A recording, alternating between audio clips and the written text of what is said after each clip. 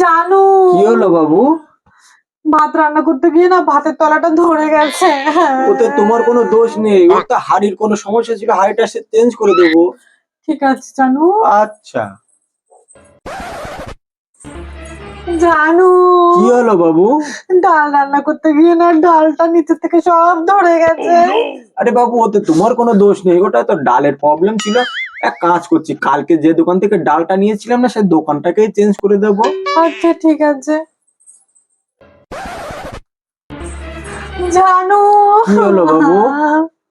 মাছ ভাজতে গিয়ে না মাছগুলো সব পুরো ছাই হয়ে গেছে। আরে বাবু, ওতে তোমার কোনো দোষ নেই, ওটা কড়াইয়ের দোষ ছিল, হয়তো কড়াইটাকে চেঞ্জ করে দেবো। ঠিক আছে জানু, থ্যাংক ইউ জানু, তুমি না খুব ভালো। জানু, বলো বাবু। মাংস রান্না করতে গিয়ে না সব মাংস পোড়া লেগে গেছে। আরে ওতে তোমার কোনো দোষ ছিল না তো, ওতে তো গ্যাসের হয়তো সমস্যা হয়েছে, তাই গ্যাসটাকেই চেঞ্জ করে দেবো। আচ্ছা ঠিক আছে। বলছি বাবু, সবকিছুই তো চেঞ্জ করা হবে, তারপরেও যদি পুড়ে যায়? আরে বাবু, যে জিনিসটাকে আমার চেঞ্জ করার দরকার সেই জিনিসটাকে তো আমি চেঞ্জ করতে পারছি না।